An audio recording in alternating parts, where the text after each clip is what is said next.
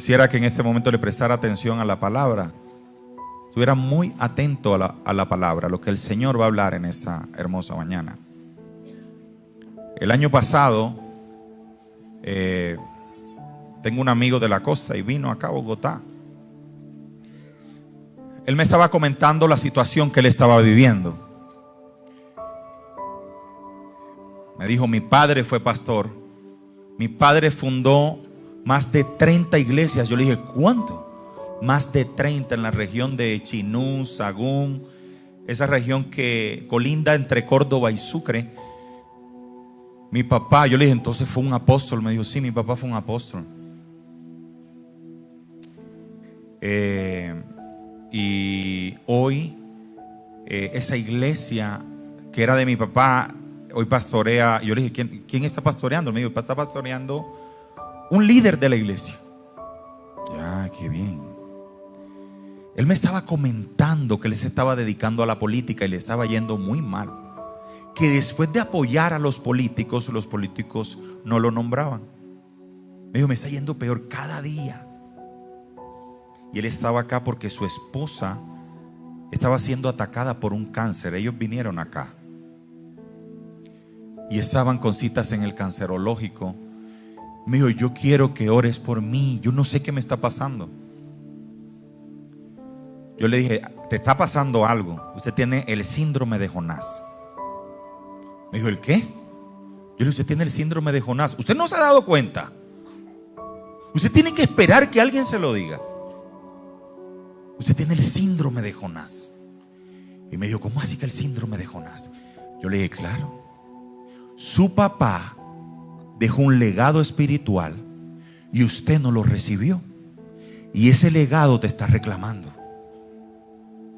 Y no te va a dejar en paz hasta que materialices ese legado que tu papá dejó. Difícilmente vas a ver la solución por otros lados y por otros caminos. Vas a estar en la barca y en la barca Dios te va a buscar. Te va a tocar tirarte al agua y en el agua Dios te va a buscar. Has buscado otros caminos y es lo que estás experimentando y nada te ha funcionado. Has esquivado el plan, el llamado, el legado que tu papá dejó. Pues Dios dice, no voy a permitir que nada le salga bien lejos de mí. Ese es el síndrome de Jonás. Entonces ya cuando la gente viene a uno, yo ya no sé, tiene el síndrome de Jonás. Y hoy te voy a hablar del síndrome, yo lo bauticé el síndrome de Jonás. Eso no está en la Biblia como síndrome de Jonás. Pero créame que como el médico, ¿verdad? Uno va al médico y le dice, ¿qué síntomas tiene? No, un dolor por acá y por acá. Y el médico, ya sé qué es lo que tiene. Usted tiene ta y te receta enseguida. Colon irritable, ya. Ay, sí. Con las señales, ya el médico sabe. Dice, no te preocupes, eso no es ni cáncer, ni nada. Eso es colon irritable. ¿No te ha pasado eso? El médico ya sabe. Por los síntomas. Ya uno como pasó dice, ese tiene síndrome de Jonás. Pero a la gente no le gusta que le digan, ¿hay síndrome? Pero espiritualmente es una patología, doctora, no me mire así. Es una patología espiritual. Entonces hay otro síndrome. Y yo le llamo el síndrome de la flecha. ¿Cómo se llama? El síndrome de la flecha. Y la prédica de hoy se llama el síndrome de la flecha. ¿Usted sabe qué pasa con la flecha? ¿Usted ha visto se llama arquero? Sí, ¿verdad? Ese es el término. El arquero que coge la flecha y la echa atrás así. Y va sonando el arco. Entre más suene el arco, como que se va a romper. Es porque va a salir esa flecha bien. Y hasta la flecha tiembla y se arquea la flecha y dispara y le pega en el blanco. Antes de que pegue en el blanco, la flecha tiene que pasar un tiempo de presión, un tiempo de arqueo, de presión, de dolor. Puede ser de dolor, pero al final termina ¿dónde? En el blanco. En el blanco. Entonces Dios antes de traer su promesa, mire, yo quiero que usted sea maduro espiritualmente con lo que le voy a decir, porque voy a tomar los ejemplos bíblicos. Dios, antes de traer el orden, primero tú atraviesas un desorden terrible, ¿sí? Antes de Dios llenarte primero, experimentas una escasez terrible, ¿sí? Antes de ponerte de primero, te pone de último. Moisés, el libertador, el grande, su niñez abandonado, huérfano, lo recogió la hija de Faraón. Una niñez triste, un bebé que no tenía papá, que lo dejaron, que lo abandonaron. Un David, rey, pero terminaba ya pastoreando ovejas, oliendo a estiércol y recogiendo las ovejas y guiándolas. Eso era David. Esos eran los procesos que ellos. Ese es el retroceso. El retroceso para luego poder apuntar al destino que Dios tiene. Abraham, ¿sabe qué significa Abraham con H? Cuando Dios le cambia el nombre, padre de multitudes. Padre de multitudes y la esposa estéril y viejo. Padre de multitudes y la esposa estéril. El retroceso. Esa es la flecha, el arco, que primero va hacia atrás. Pero cuando ya toma impulso, el impulso de Dios, no hay nada que lo detenga. No hay nada que lo detenga. Pero antes, vive el proceso. Entonces, ¿qué pasa? Que muchos lo entienden como prueba. Lastimosamente el cristiano lo llama prueba. Dios no lo llama prueba, Dios lo llama proceso. Proceso. Algunos antes de la promesa tenemos que ser procesados. Eso es obligatorio. La mayoría somos procesados. Entonces, la gente siempre se acostumbra a ver el suceso final, pero no ve el proceso. Ve el niño que nació, qué lindo, ojos azules, qué bello, mira, salió hermoso, salió. Y la mamá todavía, sí, pero a mí me dio preeclampsia, se me subió la presión, me rajaron de aquí a acá, no sé qué, fue difícil las piernas alzadas. Nadie sabe, ¿verdad? Fue un proceso doloroso. Al final es un suceso hermoso. Y eso generalmente pasa. David lo pasó, Abraham lo pasó, lo pasaron todos. Jesús lo pasó, siendo el Hijo de Dios lo pasó. Pero nosotros a veces cuando viene ese proceso, no, Dios me abandonó. No, pastor, esta semana me llamó una amiga que hizo una especialización conmigo. Ella dirige un instituto muy famoso en Colombia de derecho. No voy a decir el nombre por respeto a ella. Y cuando yo voy y vamos a hablar del libro, a los llego y yo le digo, ¿y tu familia cómo está? Se puso a llorar. Yo dije, ¿qué hice? Perdóname, ¿qué pasó? No voy a decir lo que sucedió. Una cosa desastrosa. Y después me seguía contando, se limpiaba y otra vez ¡pum! Y lloró 5 veces en la conversación. Algo muy doloroso, una pérdida muy grande. Pues me dijo, eso fue duro. Y me dijo, tuve duda. Dudo de mi fe. ¿Por qué Dios me puso a pasar esto? Cuando me dijo así, las alarmas se me hicieron así. Yo dije, aquí necesito hablar, pero no cualquier cosa, Señor. Mándame algo que yo pueda hablar, no una palabra de hombre. No quiero hablar cualquier cosa, dame. Y yo me sentía en ese momento, créame, yo fui a una cosa y me dijo, ¿qué haces? Tengo duda de mi fe. Yo le dije, mira, nos han vendido siempre que creer en Dios todo va a ser felicidad. Pero en la vida pasamos procesos antes de los sucesos. Todos. Y le dije, este pasó por este pasó por este pasó por este.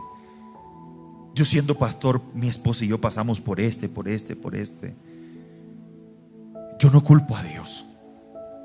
Algún día Dios nos dará la respuesta. Siempre se lo digo a la iglesia. En el cielo Él nos dirá, esto pasó por esto. Y le vamos a decir, tú tenías la razón, Señor. Yo le dije, comenzamos a hablar. Y al final le dije, yo quiero que tú te reúnas con mi esposa.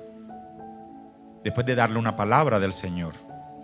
Porque esto necesita un tratamiento.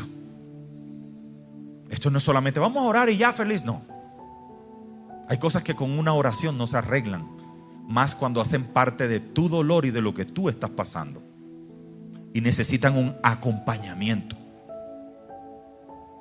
Por eso yo no estoy de acuerdo con las megas iglesias, porque ahí, y ese es el error de ella, ahí no hay un acompañamiento. Yo le dije, ¿quién oró por ti? No, yo le dije, ¿un líder? Me dijo, sí, me hizo una oración. Yo le dije, no, eso no es de una oración, de un líder. Tú necesitas ministración.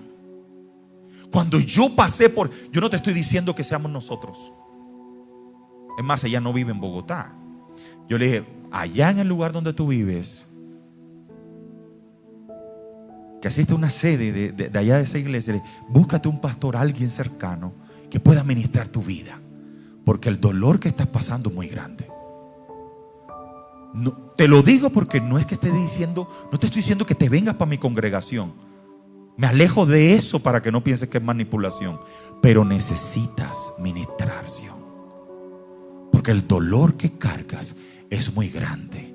Y cuando son pérdidas, el dolor se lleva. Porque sería una falta de respeto decirte que te olvides de ese ser querido que partió. Hay que caminar, como lo dijo un autor de un libro que edité, dijo, herido pero aún caminando, ando en la vida herido, pero aún llevo ese dolor. Entendí en el momento que ella me dice, ¿por qué Dios me puso en esto? Porque a veces culpamos a Dios de los procesos que tenemos que pasar. Tenemos que pasar. La naturaleza y todo ser vivo pasa un proceso. Eso no es solamente de nosotros los cristianos. Eso es mentira. La palabra dice que si la semilla no cae en tierra y muere, no puede nacer vida de ella. ¿Usted sabe qué pasa con la semilla? La semilla usted la tira en la tierra y deja de ser semilla, se inflama y llega un momento donde se rompe, se parte y tiene que partirse para que de ella pueda brotar la vida. Y cuando tú ves la planta hermosa, qué linda la planta, pero no viste que ese fue un proceso doloroso que vivió una semilla. Usted se lo está viendo en un árbol. Ahora con un animal, no sé qué día, en la noche me pongo a mirar esos videos que pasa uno así y dice, el parto de un canguro.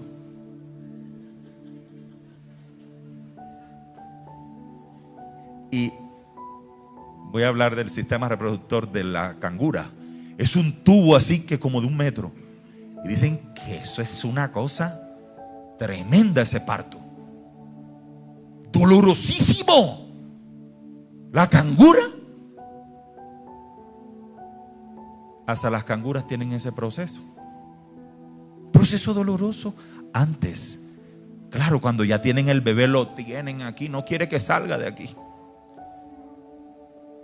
Pero es un proceso doloroso. Todo uno lo va viendo en los animales, uno lo va viendo en el árbol, en la plantica. Proceso se llama. Proceso. Antes de venir el suceso. ¿Sí? Yo me crié al lado de un río, el río Sinú. Y yo podía, y la gente se acostumbraba a bañar en el río cuando era verano. Ese pobre río se secaba. Ese pobre río parecía esquelético.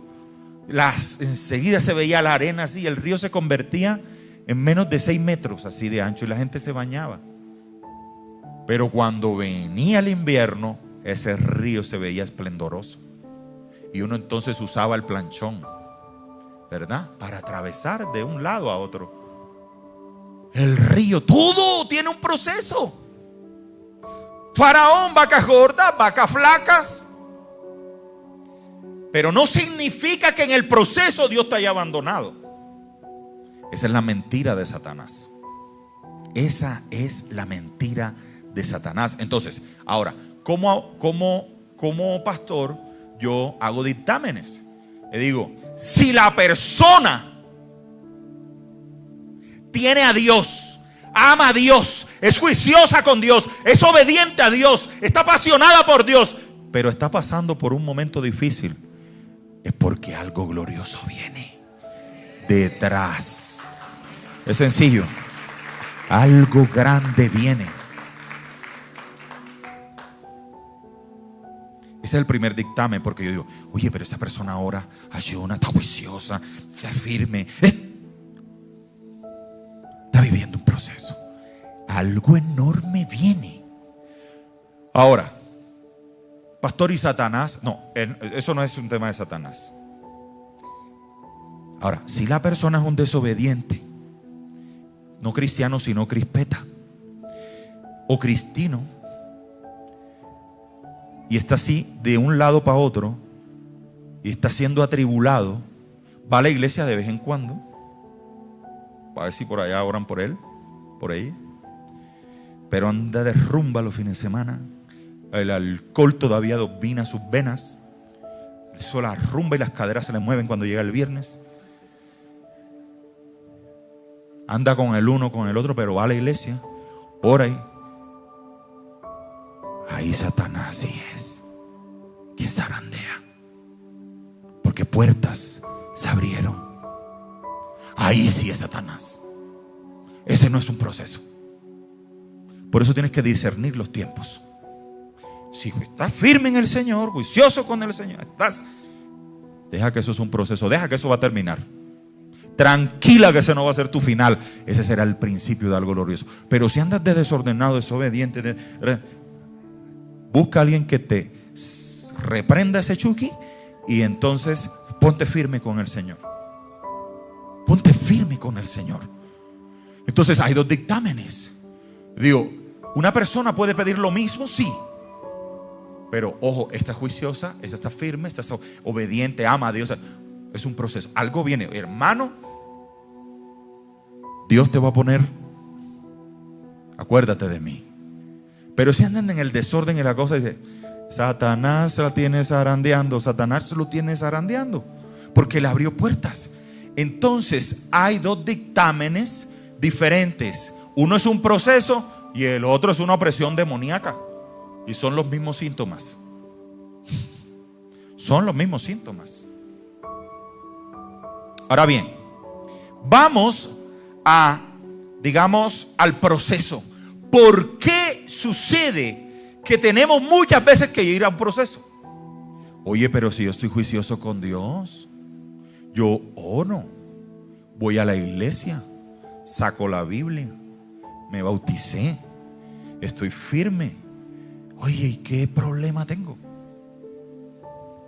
Tengo algo que no sé, no me levanto, no sé, las finanzas se cayeron, algo está pasando. Y yo le preguntaba a Dios, ¿qué pasa? ¿Qué pasa? Allí, ¿qué pasa? Dios me respondió, es el carácter.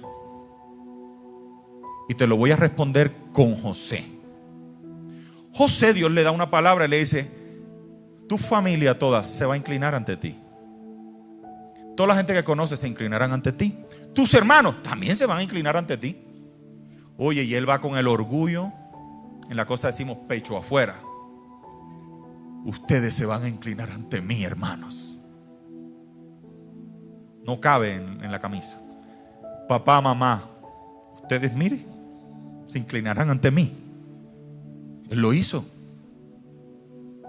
Él lo hizo. Él lo hizo. Y Dios dijo, sí, papito, yo voy a hacer eso para que tú humilles a los demás. Venga para acá. ¡Pum! Como dice, y fue vendido por sus hermanos como esclavo. Te voy a poner en lo más bajo. Después lo tiraron ¿a dónde? ¿A una qué? ¿Sí fue una cisterna? ¿Sabes qué es una cisterna? Hueco, maloliente. Después lo vendieron a Potifar. Fue acusado de un delito que no cometió. Fue encarcelado. ¿Ah? Ahora dice, eso fue un proceso. Él tenía una promesa. Pero Dios no puede llevar a alguien a la grandeza con problemas de carácter, con orgullo, con ira. ¿Para que maltrates al hermano? No. Pero como lo voy a hacer en ti y quiero usarte, una de dos. Solo tengo una opción. Tengo que trabajar tu carácter, viejo. Para que cuando llegues allá, estés blandito. Seas un pan fresquito, así que uno haga así. No seas un pan de sal, ni un, ¿cómo le llaman aquí? Un calado, sino un pan blandito, benevolente, humilde. Entonces, como ve Dios que tiene Él que cumplir la palabra en ti, pero tú tienes un temita de carácter, porque las iglesias no hablan de carácter. La gente quiere prepararse en teología, servicio, no sé qué, liderazgo. Yo estoy escribiendo ahorita un libro de carácter. ¿Sabe que yo fui hace como 2 años a la muerte de un amigo, un viejito, donde yo imprimía los libros? Él era el pastor del pastor Andrés Corson, don Juan Muñoz, perteneciente a la cruzada, a la iglesia cruzada de Colombia. Él muere y yo voy. Yo había contado esto en la iglesia, pero yo voy. Yo fui con una sudadera negra, con una chaqueta, un suéter, descomplicado. Y cuando yo voy me mira, apenas me miró la ujera, me dijo, quítese de ahí, póngase allá. Me pongo acá, con un miedo con esa ujera. Entonces yo me pongo acá. Al rato cuando me ve acá, me dice, que le dije que se quitara de ahí, que se pusiera allá. Y yo, bueno, quedé casi temblando. Yo dije, qué diferencia con soplo de vida. Una persona así no puede estar en soplo de vida. Todos nuestros servidores son amorosos, cariñosos, tenaz. Una persona así en la iglesia. Por casualidad, al pastor que colocaron, a los 2 meses lo conocí, se lo dije. Usted tiene unas señoras ahí como de 65 a 70 años, terribles. Esa señora no sabía que yo era pastor. Si hubiese sabido que yo era pastor, su ira la hubieran disimulado. Pero qué bueno que el veneno haya salido, porque están maltratando a la gente. Eso que se esconde a veces entre nosotros, esos problemitas de carácter, nos llevan a un proceso en Dios. Si usted no lo arregla a las buenas, Dios se lo arregla a las malas. Dios lo atornilla como sea. Cuando Dios atornilla con violencia. Pero qué bonito eso. Yo tengo que trabajar esto. Porque imagínate que Dios te ponga en la grandeza.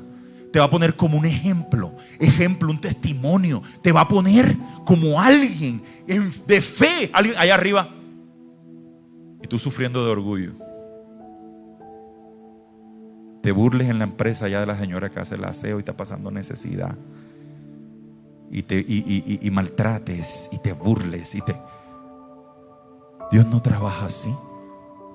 Entonces en José te das cuenta porque el proceso. Toda persona, no es por pecado. José no era un joven pecador.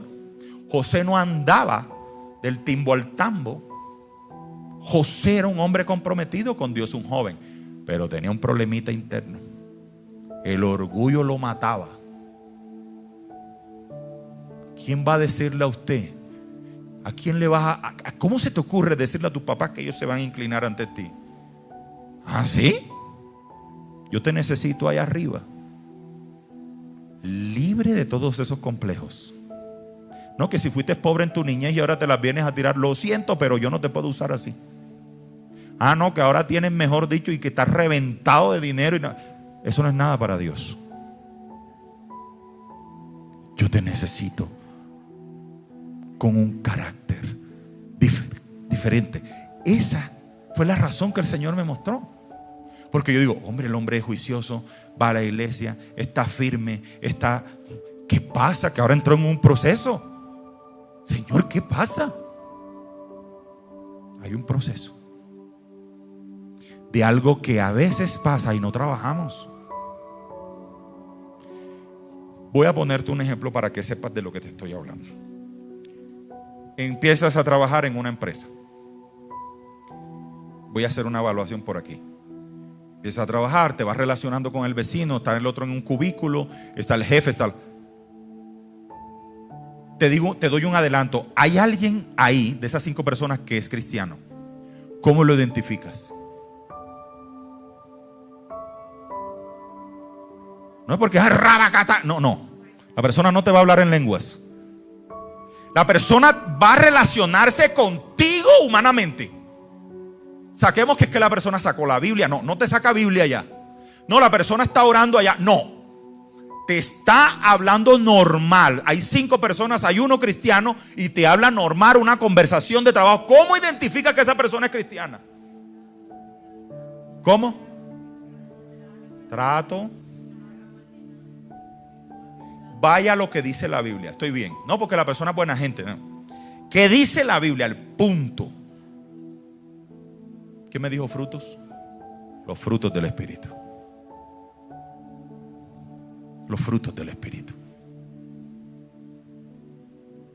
La persona no te ha sacado una Biblia. La persona no te ha hecho una oración. No, te estoy hablando, aléjate de eso. Identifica al que es cristiano en una conversación normal, en un trato normal, en los frutos del Espíritu. ¿Cuáles son?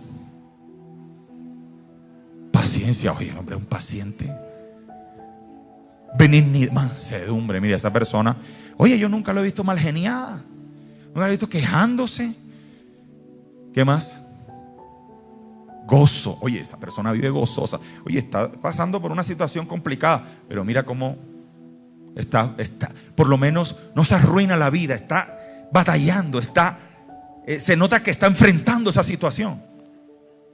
¿Qué más? Templanza, humildad. Esos frutos se tienen que ver.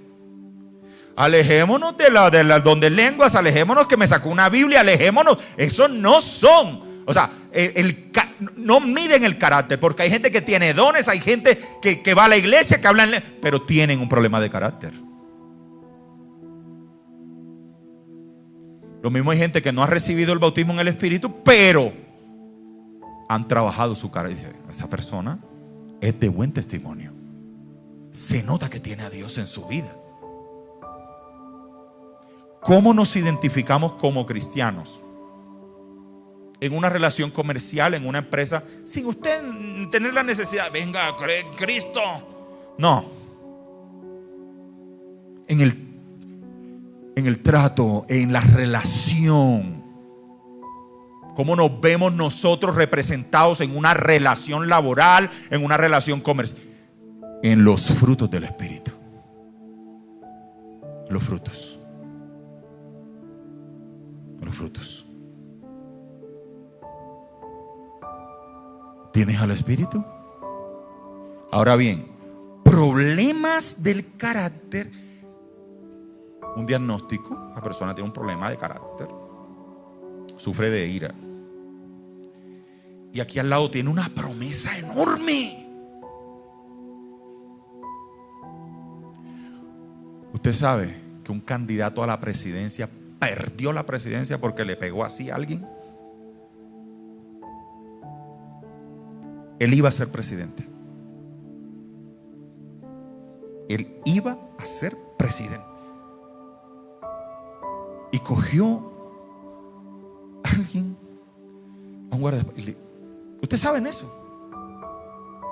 Y esa no se la perdonaron. Y él no era cristiano. No es. Pero esa no se la perdonaron. Mucho más nosotros siendo cristianos. Todo se puede dañar en un segundo. Y nadie le habla a uno de eso. Hay veces que uno ve el servidor que dice: obedezco, pero no comparto eso. Eso se llama rebeldía. Se llama rebeldía. Está sirviendo, pero no por amor, sino porque yo quiero ayudar, pero no siente que es una honra a Dios. José tuvo que ser procesado. Cuando José, esa historia, esa partecita me ha hecho llorar muchas veces. Ya José entronado allá casi como rey. Yo me imagino José, pero sus vestiduras, oro, piedras preciosas, pero procesado y molido como ningún otro. Y llega, ¿se acuerdan que vienen sus hermanos? Y él manda a buscar a su papá. Y cuando llega su papá con sus hermanos, él está como de espaldas y no aguanta y comienza a llorar. A llorar. Él se pone a llorar. ¿Dónde estaba aquel que decía que se iban a inclinar ante él? Más bien él se inclinó ahora. Postrado se puso a llorar cuando vio a su padre y a sus hermanos en necesidad. En pura necesidad, con ropas así muriéndose y con unas semillas y un asno. Y hermanos, fue procesado. Repita conmigo: yo no quiero ser procesado, pastor. Es más, yo no, jamás, porque en mí hay humildad, en mí hay mansedumbre, en mí hay servicio. Yo siempre soy el más humilde. Soy una persona que no tiene esos complejos. No anda mostrando lo que Dios me dio. Yo no ando en nada de eso, pastor. Gloria a Dios, esta es una iglesia así. ¿En serio? Aquí ven los servidores. Aquí en esta iglesia hay exceso de amor. Aquí terminamos el servicio, son las 2 y la gente no se ha ido. Son las 3 y estamos compartiendo, tomando tinto, echando cuento, abrazándonos, orando. Y de ahí nos vamos a comer otro lado. Y termina el culto casi a las 8 de la noche. La gente sabe que es así. Hay exceso de amor. Pero aquí no hay nadie con unos pantalones bien puestos. A veces. Pero uno se evita. Esto es una enseñanza. No, hablando serio, yo sé que aquí en nuestra iglesia no hay gente así. Pero es bueno retener esta enseñanza. Porque a veces el enemigo quiere como que: ay, me puse el perfume ahora de Prada. Y, mira, huele. Ese es Prada. ¿Ah? Mira, este es italiano. ¿Ah?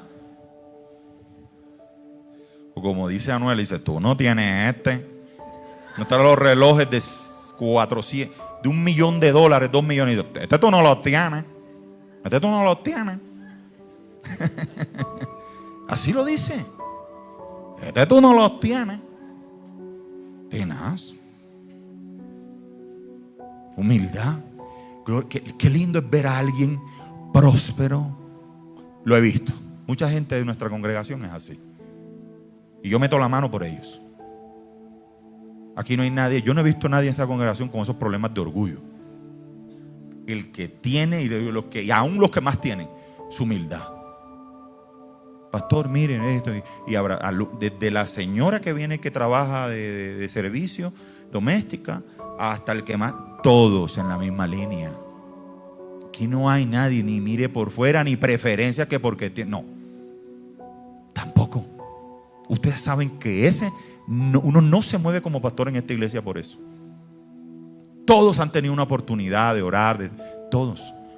Porque entonces, ¿a qué jugamos? ¿A club social aquí? No. Dios no se mueve por eso. Ni preferencias por nada. Preferencias ahora sí es el amor de Dios. Y a mí me gusta, esta persona es apasionada por Dios. Y este otro está todavía como crispeto. Yo mejor me voy un poquito. Ahí sí discrimine. Usted está crispeto, ese a mí no me va a echar flores. Cristino. Ahí sí. Esa es la única diferencia que puede haber en la madurez espiritual, porque Dios dice que no se unan en yugo desigual. Ya eso lo estableció la Biblia, no yo. Pastor, la Biblia dice que miren, yugo desigual, y este hombre todavía le falta. Así que ese hombre le dijo un poco cosas. Está muy bueno que le haya respondido eso. Entonces,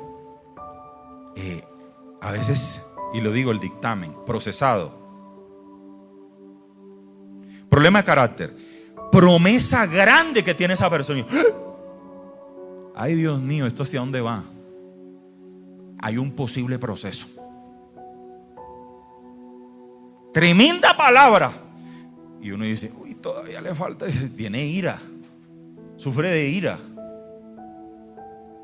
¿Usted no ha visto que hay gente? Yo conozco gente que se agarra los pelos. ¿Usted no ha visto gente que sufre de eso? Se agarran los pelos. Yo vi gente así. Se agarran. Mi hijo Matías, el chiquito, cuando coge rabia, es así. El chiquito, el grande nunca me hizo así, el chiquito. Y yo le hago así jugando y se echa a reír. Una manifestación. Pero ¿a dónde voy? A que Jesús, el varón perfecto, el llamado a ser imitado, no se nos debe olvidar seguir a Jesús. Yo sé que de vez en cuando uno quiere como escacharse. Me dio una rabia, pero todo bajo control. Todo bajo control. Entonces, ¿a dónde voy? Cuando Dios te va a apuntar y dice, esta persona la voy a poner allá en alto, primero la tengo que echar un poquito para atrás. Se va a arquear, va a sentir presión, pero es necesario que pase por eso hasta que dé en el blanco. Cuando dé en el blanco, esa persona, no fui yo, hermanos, mire, yo no fui el que prosperé, mire, yo no fui el que, eso lo hizo Él. Eso lo hizo Él. Ahora bien, y ya voy a terminar. Si usted ve que juicioso, Dios ya por lo menos se bautizó, por lo menos bautícese. Está firme y está en un proceso y dice, ¿qué pasó? Tranquilo, cuente los días, respire. Señor, eso que tiene va a ser grande. Oye, usted no se ha dado cuenta que la mayoría de gente que prospera viene de un proceso tenaz. Y esto es gente que yo me quebré tantas veces, lo intenté tantas veces. Yo me acuerdo cuando Tulio recomienda, él dice, yo tengo un doctorado en fracasología, ¿es verdad? Yo me acuerdo cuando tenía el pelo largo y cantaba unas canciones más feas. ¿Ustedes se acuerdan de él cuando él andaba en televisión? ¿Qué canciones? Y le pegaba la actuación tampoco, qué mal actor. Y la música tampoco le pegaba. Y era verdad, ¿se acuerdan? Yo no estoy mintiendo. Pero llegó un momento donde él tuvo que pasar todos esos fracasos. Ahora, ¿quién es Tulio? Solo más de 6 millones de seguidores, hace un videito haciendo así, se gana como enseguida no sé cuánto, miles de millones, solo haciendo así, una morisqueta.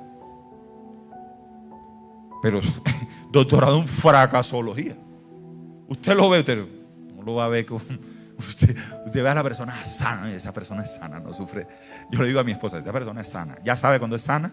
No sufre de orgullo, no sufre, no es una mujer que anda viendo a la otra, no es un hombre que anda, no, está enfocado, sabe hacia dónde va, está destinado a la grandeza, pero está siendo procesado. Cuando las cosas grandes vienen, Dios tiene que prepararte. Quizás ya no estás pecando, pero el carácter sí toca trabajarlo. Amén. Es ahí donde necesitamos trabajar. Póngase sobre sus pies.